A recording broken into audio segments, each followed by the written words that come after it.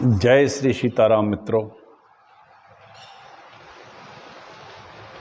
श्रद्धालु श्रोता बंधुजन, श्रद्धालु माताओं, वंदनीय भक्तजन, वंदनीय हमारे देश की संपूर्ण जनशक्ति, मातृशक्ति,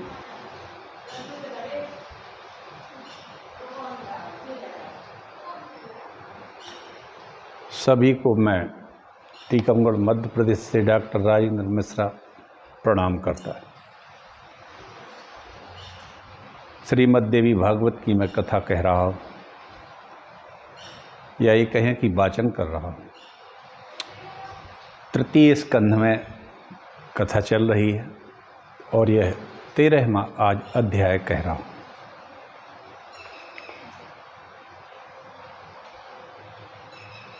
श्रावण मास लग गया है।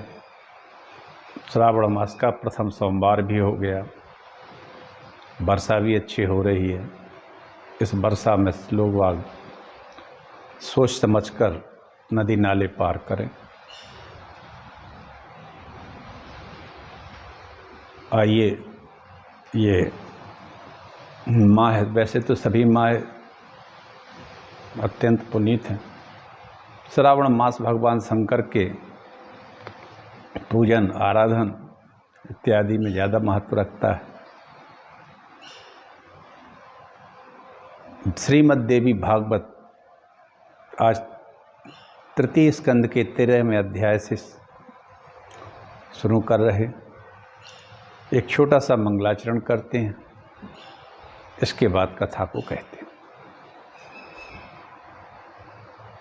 नमोस्तु रामाय सा लक्ष्मणाय देव्यै च तस्यै जनकात्मजायै नमोस्तु रुद्रेन्द्रयमानिलेभ्यो नमोस्तु चन्द्राग्निमरुद्गणेभ्यः जगमंगल गुण ग्राम राम के दानी मुकुति धन धर्म धाम के जग मंगल भल काजु विचारा वेगिए नाथ न लाए वारा गंगा तरंगमणि जटा कलापम गौरी निरंतर विभूषित वाम भागम नारायण प्रिय मनंग मदापहारम वाराणसी पुरपतिम भज विश्वनाथम अच्युतम केशवम राम नारायणम कृष्ण दामोदरम वासुदेवम हरिम श्रीधरम माधवम गोपिका वल्लभम जानकी नायकम श्रीरामचंद्रम भजे। भक्त भक्ति भगवंत गुरु चतुर नाम बपुए तिनके पद वंदन करो ना सतविघ्न अनेक सियावर रामचंद्र की जय। सौराष्ट्रे सोमनाथे च श्रीले श्रीशैले मल्लिकार्जुनम उज्जैनम अहंकालोंकारे ममलेश्वरम केदारे हिमवत्पृष्ठम डाकिन्याम भीमशंकरम वाराणस्याम तु विश्वेशम त्र्यंबकम गौतमी तटे वैद्यनाथम चिता भूमौ नागेशम दारुकावने सेतु वंदे तु रामेशम घुस्महिषम च शिवालये।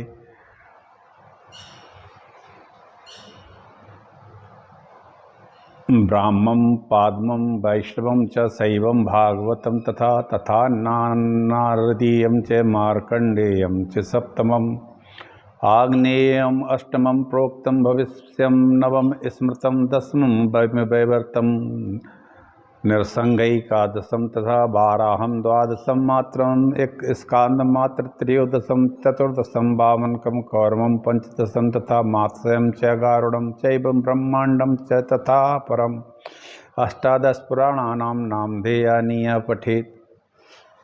यह श्रीमद् देवी भागवत हमारे 18 पुराणों की श्रृंखला में इसका स्थान 5वें क्रम में आता है। श्रीमद् देवी भागवत हमारे पुराणों में एक तिलक के समान है। इसमें आद्यशक्ति का विशद महात्म्य है। अत्यंत भक्तिमय है ये ग्रंथ। आप लोग इसको सुने। माहे भी बहुत अच्छा है, और श्रीमद् देवी भागवत की कथा की तो कहना ही क्या है, कुछ कहने की ज़रूरत नहीं है। आप सुनिए, और इससे जितना अधिक से अधिक लाभ उठाना चाहे उतना उठा सकते हैं, क्योंकि आद्या शक्ति की ही रूप है माता पार्वती, उन्हीं के स्वरूप हैं भगवान शंकर, माता जानकी जी, सीता जी, रघुनाथ जी, लक्ष्मी जी, ये सब आद्या शक्ति के ही अनेक अनेक नाम हैं। नीलाम्बुज्याम कोमलांगम सीता समारोपित्वाम भागम पानौ महासायक चारुचापम नमामि रामम रघुनंदनाथम।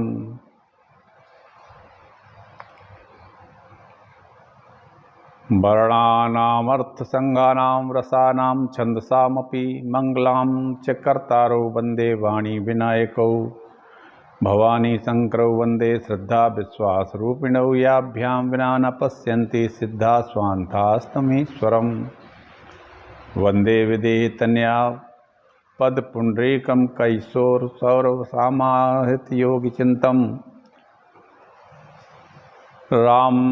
रामरत्नमहं वन्दे चित्रकूटपतिं हरिं कौसल्या भक्तिसम्भूतं जानकी कंठभूषणम्। आहा, क्या बात है।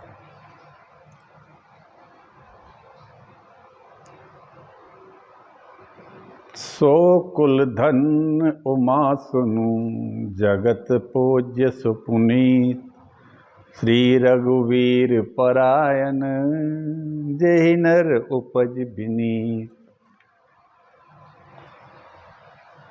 अखंड मंडलाकारं व्याप्तमेन चराचरं तत्पदं दर्शितमेन तस्मै श्री गुरुवे नमः। वक्रतुंड महाकाय कोटि सूर्य समप्रभा निर्विघ्नं कुरु देव सर्वकार्येषु सर्वदा। नमस्ते नीलकंठाय वेद से परमात्मने विश्वाय विश्वबीजाय जगदानंद हेतवे मनोजवं मारुतुल्य वेगं जितेन्द्रियं बुद्धिमतां वरिष्ठं वातात्मजं वानरयूथमुख्यं श्रीरामदूतं शरणं प्रपद्ये। अगुण सगुण गुण मंदिर सुंदर भ्रमतं प्रबल प्रताप दिवाकर काम क्रोध मद गज पंचानन बसहु निरंतर जन मन कानन। वाह, गोसाई जी ने तो बड़ा सहज कर दिया सबको। अगुण और सगुण दोनों के बारे में बड़ा अच्छा सुंदर वर्णन किया। अगुण सगुण गुण मंदिर सुंदर भ्रमतम प्रबल प्रताप दिवाकर काम क्रोध मद गज पंचानन बसहु निरंतर जन मन कानन। विषय मनोरथ पुंज कंज बन प्रबल तुषार उदार पार मन भववारिद मंदर पम परमम दरबार तार संस्कृति दुस्तर।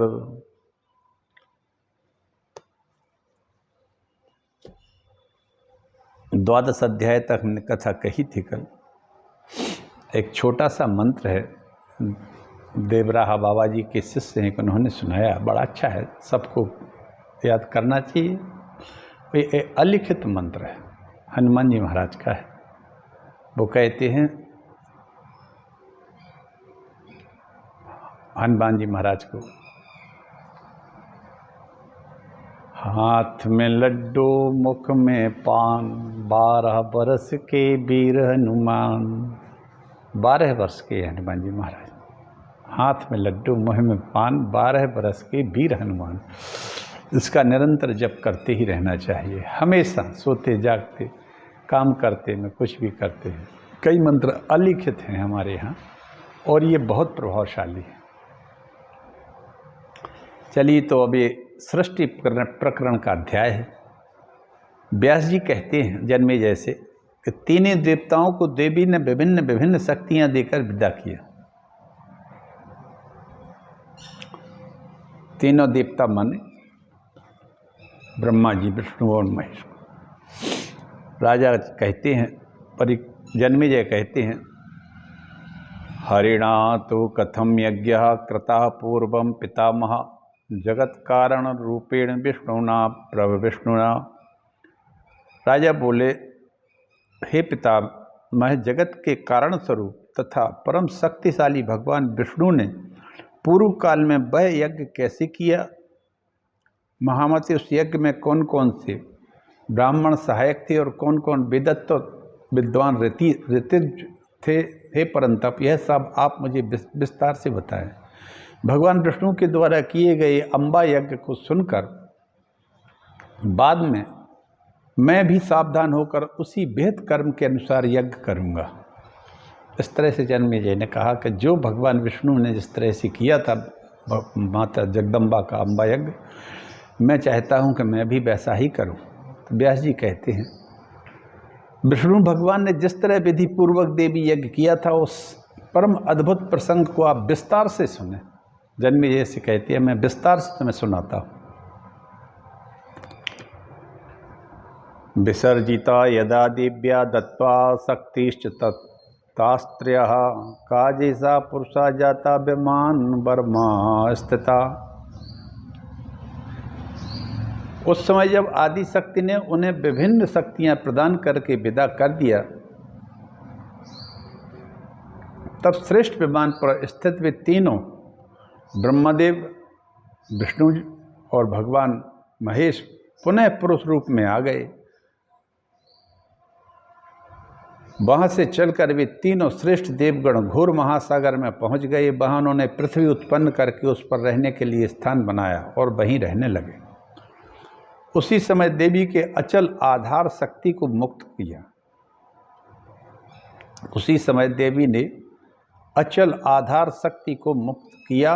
उसके आश्रय से वह वेद मेद युक्त पृथ्वी टिक गई।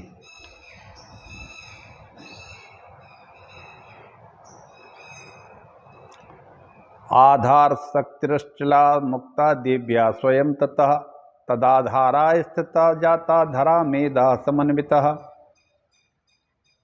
प्राप्ता महार्णवं घोरं त्रयस्ते विबुधोत्तम चकुस्थानानि व्यासार्थं समुत्पाद्य धरां स्थिताः।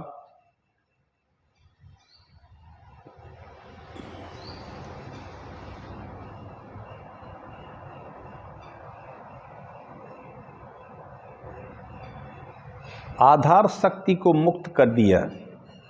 उस शक्ति से ही वह मेदयुक्त पृथ्वी टिक गई, स्थिर हो गई।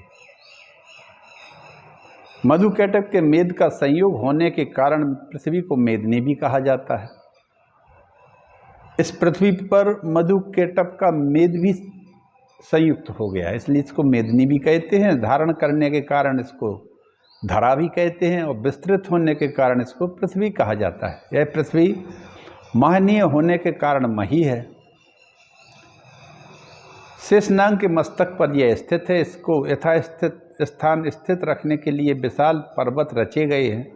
जिस प्रकार काष्ठ में लोहे की कीलें गाड़ दी जाती हैं, उसी प्रकार पृथ्वी को सुस्थिर रखने के लिए विशाल पर्वत बनाए। इस कारण विद्वान लोग इन पर्वतों को महीधर भी कहते हैं। पृथ्वी का बैलेंस एक जैसा रहे, इसके लिए भगवान की कृपा से, माता शक्ति की कृपा से बड़े बड़े पर्वतों का भी निर्माण किया गया। परम अद्भुत सुमेर पर्वत सोने का बना हुआ है। वह मणिमय चोटियों से सुशोभित है और अनेक योजन विस्तार का है। अब सृष्टि का विकास कैसे हो, तो उस समय सृष्टि का विकास इस प्रकार शुरू हुआ। सर्वप्रथम ब्रह्मा के प्रख्यात मानसिक पुत्र हुए। ये कौन कौन से थे? मरीचि नारदो अत्रिश्च पुलस्त्याः पुलहाकृतुः दक्षो वसिष्ठेत्येते ब्राह्मणा प्रतिता सुताः। मरीचे काश्यपो जातो दक्ष कन्यास्त्र त्रयोदशताभ्यो देवास्दैत्याः समुत्पन्नारनेक सह। सर्वप्रथम ब्रह्मा ने अपने मानसिक पुत्र जे मरीचि, नारद, अत्रि, पुलस्त, पुलह, क्रतु, दक्ष और वशिष्ठ को उत्पन्न किया। ये मानसिक पुत्र, मानस पुत्र है। मानस का मतलब है जो मन से, अत्यंत मन से, सुंदर से सुंदर, योग्य से योग्य, अच्छे से अच्छी चीज बनाई जाती है, उसको मानसिक कहते हैं। उनके ये पुत्र जो थे ये बहुत ही विद्वान और ये मानसिक पुत्र थे भगवान के। क्या कहना, एक तरह से ब्रह्मा ही थे ये 9 भागों में। मरीचि, नारद, अत्रि, पुलस्त, पुलह, क्रतु, दक्ष, वशिष्ठ। मरीचि और दक्ष प्रजापति की 13 कन्याएं हुई।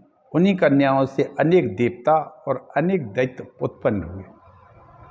ये दैत्य और देवताओं की उत्पत्ति का भी बताया कि दक्ष जो इनके एक मानसिक पुत्र थे ब्रह्मा जी के, उनकी 13 कन्याएं हुई। उन्हीं कन्याओं से इस सारा पृथ्वी भूतल भर गया, क्योंकि इन कन्याओं ने देवता को जन्म दिया और कुछ ने दैत्यों को, राक्षसों को भी जन्म दिया।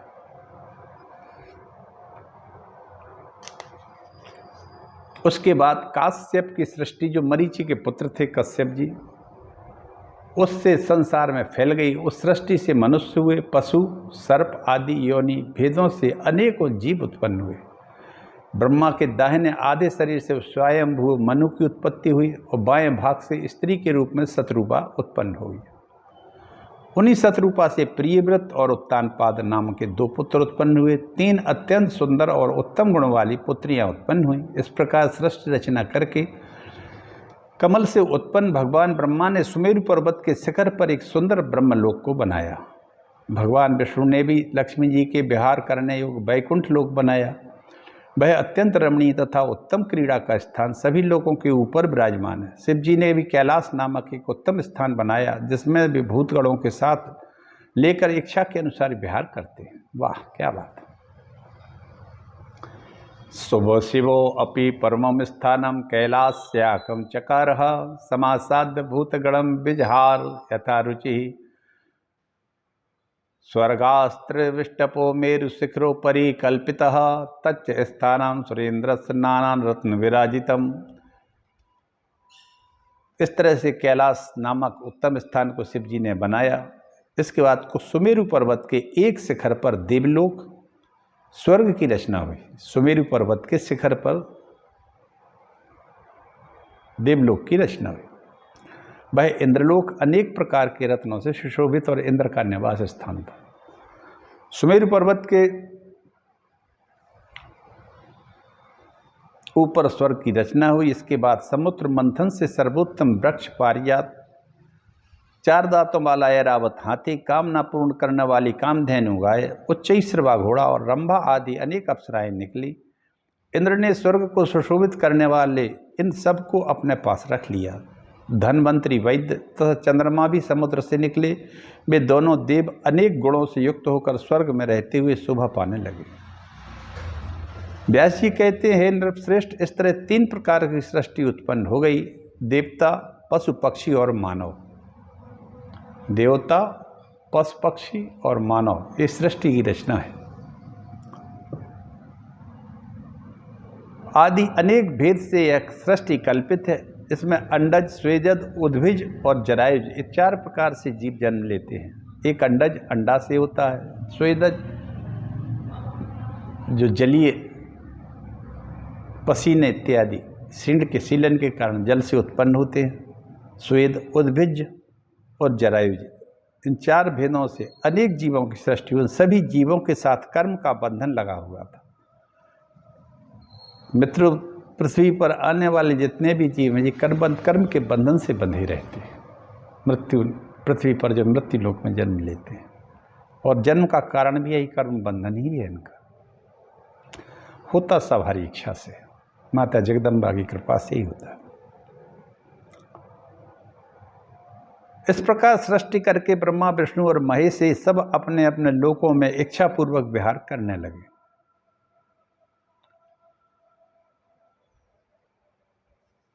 एवं प्रवर्तिते सर्गे भगवान प्रभुरच्युतः महालक्ष्म्या समं तत्र चक्रीड़ भुवने स्वके। इस प्रकार सृष्टि के विस्तृत हो जाने पर अच्युत भगवान विष्णु अपने लोक में लक्ष्मी जी के साथ विराजमान होकर आनंद करने लगे। विष्णु लोक में, वैकुंठ धाम में। एक समय की बात है, भगवान विष्णु वैकुंठ में विराजमान थे। उन्हें एकाएक अमृत सागर में विद्यमान मणियों से सुशोभित उस द्वीप का स्मरण हो आया जहाँ महामाया का दर्शन करके उन्होंने शुभ मंत्र प्राप्त किया था। तदनंतर जिन भगवती के द्वारा वे पुरुष से स्त्री बना दिए गए थे, उन परम शक्ति का स्मरण करके लक्ष्मीकांत भगवान विष्णु ने अम्बा यज्ञ करने का मन में निश्चय कर लिया। भगवान विष्णु को अमृत सागर में विद्यमान मणियों से सुशोभित मणिद्वीप का स्मरण हो आया, जहाँ वो उन महाशक्ति के प्रभाव से सब ब्रह्मा विष्णु महेश सभी के सभी स्त्री स्वरूप को प्राप्त हो गए थे। भगवान उनके चिंतन करने लगे और निश्चय किया कि अम्बा यज्ञ करेंगे। इसके बाद अपने धाम से उतरकर उन्होंने शंकर जी को, शिव जी को, ब्रह्मा को, वरुण को, इंद्र को, कुबेर, अग्नि, यम, वशिष्ठ, दक्ष, कश्यप, वामदेव, बृहस्पति को आमंत्रित करके अत्यंत विस्तार के साथ यज्ञ संपन्न करने के लिए अत्यधिक मूल्य वाली सात्विक मनोरम बहुत सी सामग्रियां एकत्रित कर की। उन्होंने शिल्पियों द्वारा विशाल यज्ञ मंडप का निर्माण कराया। अग्नि की स्थापना की गई। अग्नि की स्थापना के लिए बड़ी बड़ी वेदियां बनाई गई। ब्राह्मणगण बीज सहित देवी मंत्रों का जप करने लगे। अब यहाँ एक बात कहने लायक है कि ब्राह्मण और अग्नि और गाय, ये तीनों एक ही वर्ण की होती हैं। अग्नि मुख है भगवान का, और मुख से ही ब्राह्मणों की भगवान ने उत्पत्ति की है। तो इस तरह से ब्राह्मण, अग्नि और गौ माता, कामधेनु, गाय, ये तीनों भगवान के मुखारबिंद से निकलती हैं। ये तीनों एक ही वर्ण की और एक ही स्वरूप होती है। इसलिए कभी भी इन तीन का ना तो अपमान करना चाहिए और ना ही इन तीन से कभी द्वेष रखना चाहिए। अग्नि का कभी अपमान नहीं करना चाहिए। अग्नि जीवन देने वाली है। हर चीज़ अग्नि पर बन के ही आदमी के उपयोग खाने योग्य होती है। और जठर में भी जठराग्नि आदमी को जीवन देती है। ये अग्नियाँ भगवान का मुख्य 3 प्रकार की अग्नि होती है। तो भगवान ने यज्ञ के लिए अग्नि के लिए सामग्रियाँ स्थापन कराई, एकत्रित की और बड़ी बड़ी वेदियाँ बनवाई, विधिवत प्रज्वलित की गई। अग्नि में भी ब्राह्मण या तेज हव्य पदार्थ की आहुति देने लगे। इस प्रकार विस्तृत होम कृत संपन्न होते ही भगवान विष्णु को संबोधित करके मधुर अक्षरों और स्पष्ट स्वरों से युक्त आकाशवाणी हुई। जब भगवान विष्णु माता का देवी दुर्गा यज्ञ, अम्बा यज्ञ कर रही थी और बड़े बड़े ऋषि मुनि उसमें आए हुए थे, नवार्ण मंत्र का सभी लोग जप भी कर रहे थे, तब आकाशवाणी होती है, हे विष्णु,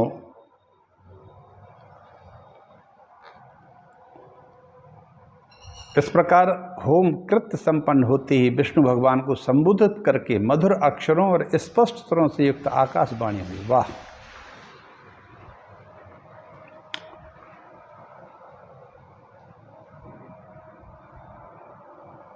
हे हरे, हे विष्णु, आप सदा पूज्य और समर्थ होंगे।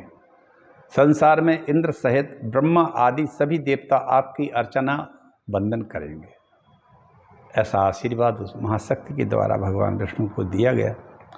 विष्णु, पृथ्वी पर सभी मानव आपकी भक्ति से युक्त होंगे और आप सभी मनुष्यों को वरदान देने वाले होंगे। आप सभी देवताओं को वांछित फल प्रदान करने वाले महान परमेश्वर भी होंगे। सभी यज्ञों में प्रधान रूप से सभी याज्ञिकों के द्वारा आप ही पूजे जाएंगे। लोग आपकी पूजा करेंगे, आप उनके लिए वरदाता होंगे। राक्षसों के द्वारा अत्यधिक प्रताड़ित किए जाने पर देवगण आपका ही आश्रय लेंगे। हे पुरुषोत्तम, आप सभी के शरणदाता भी होंगे। अत्यंत विस्तार वाले वेदों और सभी पुराणों में आप ही पूज्यतम होंगे और आपकी महान कीर्ति होगी। इस पृथ्वी पर जब जब धर्म का ह्रास होगा तब तब आप शीघ्र अपने अंश से अवतार लेकर रक्षा करेंगे। आपसे आपके अंश से उत्पन्न भी समस्त अवतार पृथ्वी पर प्रसिद्ध हो जाएंगे। महात्मागण आपके उन अवतारों का सम्मान करेंगे। हे माधव, नानाविध योनियों में आपके द्वारा लिए गए अवतारों में आप सभी लोकों में विख्यात हो जाएंगे।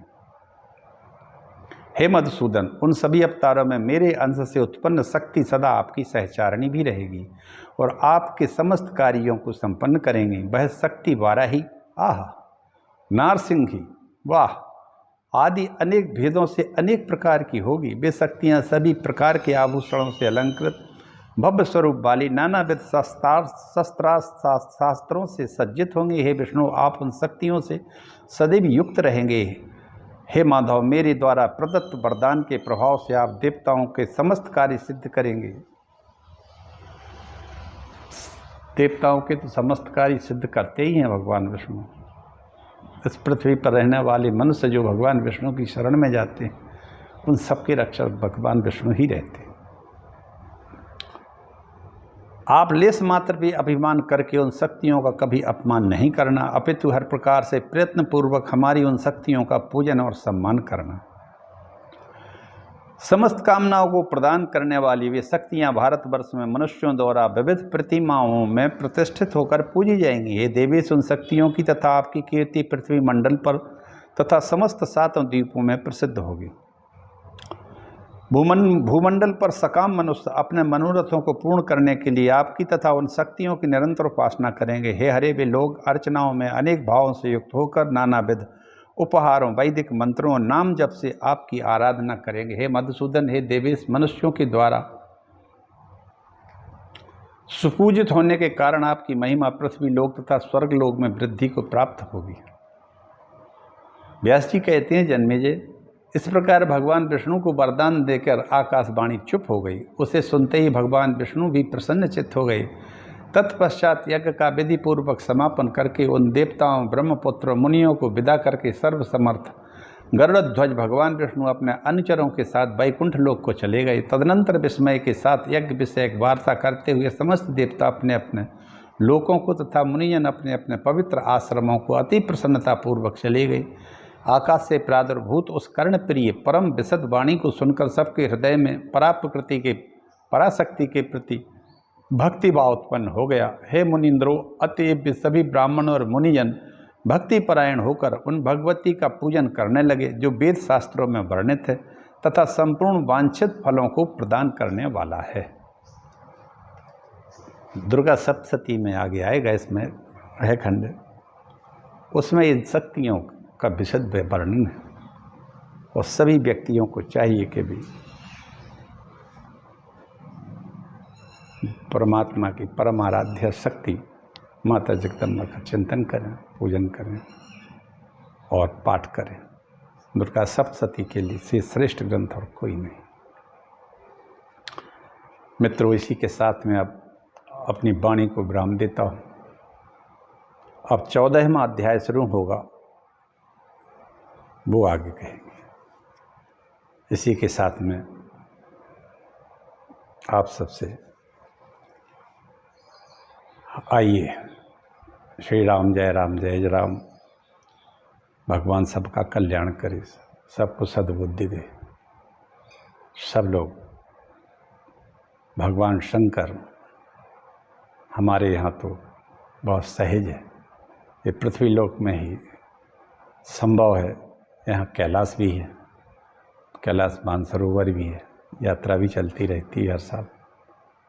और यहाँ हमने आज मंगलाचरण में 12 ज्योतिर्लिंग भी कहे और 18 पुराण भी कहे शुरू में, प्रारंभ में। तो यहाँ सब कुछ है। प्रेम से सब लोग बोलो हर हर महादेव, जय श्री राम।